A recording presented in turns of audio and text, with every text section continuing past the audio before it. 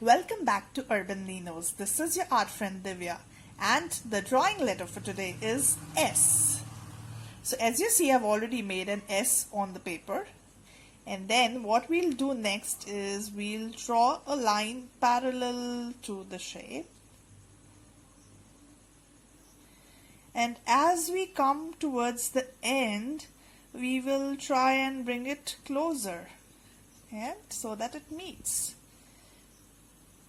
Then we'll draw a shape like this, two curves here and this.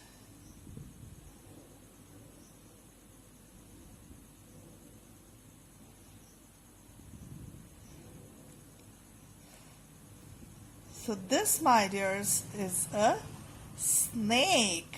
Wasn't it very easy to make? Snake, easy to make? So you must try for yourself certainly. S is for S N A K E, snake. Do subscribe if you're watching for the first time. Enjoy. Bye for now.